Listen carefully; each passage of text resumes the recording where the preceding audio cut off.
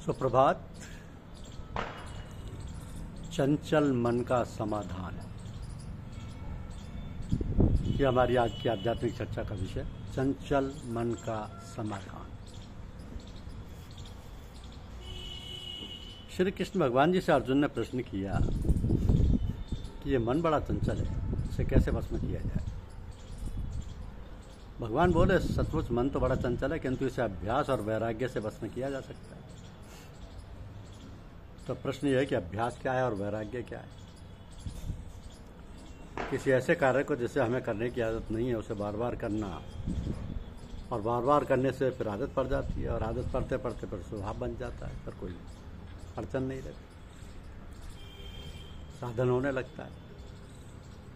इसी प्रकार वैराग्य का भी मामला है। वैराग्य माने राग रहित होना। राग माने लगाव यानी प्रेम, किसी को बहुत अधिक याद करना। कोई भी काम करते समय हमें उसकी याद आते रहना राग कहलाता है। लेकिन जब वही राग भगवान से हो जाए और सांसारिक वस्तुओं से पीछा छूट जाए, उसकी कोई याद ना आए, तो ऐसी याद की जिससे हमें जो इस समय प्रार्थना कर रहे हैं उसमें बाधा पड़े।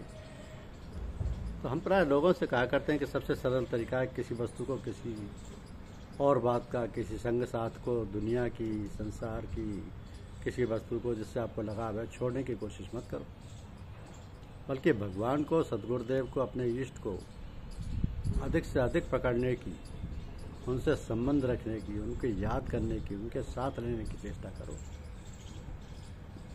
तो दुनियादारी की बातें, सांसारिक बंधन और जो बाधाएं हैं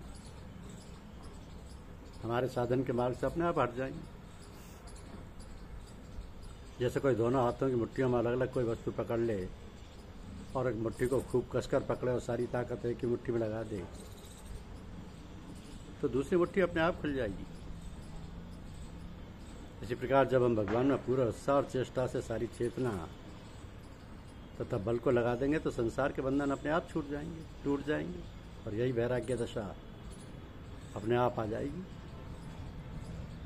तो असल बात यह हुई कि हमारी साधना ठीक तरह से पूरी लगन और परिश्रम से होनी चाहिए। अपने सद्गुरुदेव से, अपने इष्ट से, अपने पथ प्रदर्शक ने जो भी अभ्यास बतलाया हो, बस पूरे उत्साह लगन से जुटो, तो फिर कोई कार्य कठिनाई नहीं होगी। हम लोगों की साधना तो सरल और स्पष्ट है, इसमें अधिक आवश्यकता है सत्संग। वैसे इसमें 3 बातें मुख्य हैं: सत्संग, सतनाम और सतगुरु। अब विशेष रूप से साधना में आवश्यकता पड़ती है सुमिरन, ध्यान और भजन की। जो अपने गुरुदेव ने नाम या मंत्र बतलाया उसको जप करना। जप भी कई प्रकार का होता है। एक जप तो यह है कि जीभ से नाम का उच्चारण करें और शब्द भी निकले, इसमें होठ भी चलते हैं। दूसरा, जिसमें होठ नहीं चलते किंतु जिह्वा चलती है। तीसरा, ना तो होठ चलते हैं ना जिह्वा चलती है, केवल मन से जाप होता है, और उसमें मन पूरी तरह से तल्लीन रहता है। ऐसा करते करते कभी कभी नींद भी आ जाती है, किंतु ये नींद ऐसी नहीं जिसे हम सोना कहते हैं, बल्कि यह है योग निद्रा। तो इसके आने से हमारी सारी थकावट दूर हो जाती है और स्फूर्ति आ जाती है, जबकि सोने के बाद तो शरीर में आलस रहता है। तो ये तो हुआ सुमिरन, स्मरण। दूसरा है ध्यान। अपने इष्ट का ध्यान करना व उनकी दिव्य मूर्ति को अपने हृदय में ख्याल में रखना। और फिर है भजन। अपने सुरति से जो अनाद ध्वनि है उसे सुनना।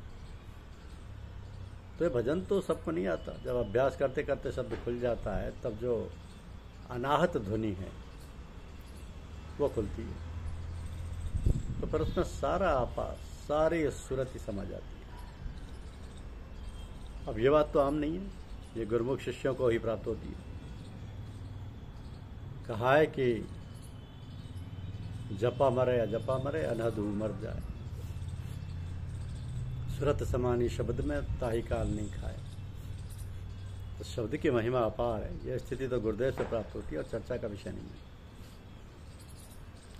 इस प्रकार ये चंचल मन बिल्कुल ठिकाने लग जाता है। सारी चंचलता मिटकर चित्त शांत और आनंद रूप होकर अनंत में लीन हो जाता है। यह अवस्था बहुत कम साधकों की होती है, जिनका लक्ष्य केवल भगवत प्राप्ति है, केवल उन्हीं की। यहाँ तो हम लोग न जाने कितनी सांसारिक वासनाओं, कल्पनाओं, इच्छाओं की पूर्ति हेतु बिगड़ाते रहते हैं। भगवत प्राप्ति के लिए तो बस नाम मात्र को ही आते जाते हैं। भगवान अपनी दया कृपा बनाए रखें और गुरुदेव से प्रीति प्रतीति और संबंध सानिध्य बनाए रखें, क्योंकि मनुष्य क्षण भर भी कर्म किए हुए नहीं रहता। कर्म शारीरिक भी होते और मानसिक भी, और मन की आज्ञा के बिना तो कोई कर्म हो ही नहीं सकता। इसलिए मन को अपने बस में रखने को कहा गया है कि मन के मते न चालिए, मन के मते अनेक। जो मन पर असवार है सो साधु को ये। इसलिए हर साधक को चाहिए कि वो मनमत ना रहे बल्कि गुरुमत रहे।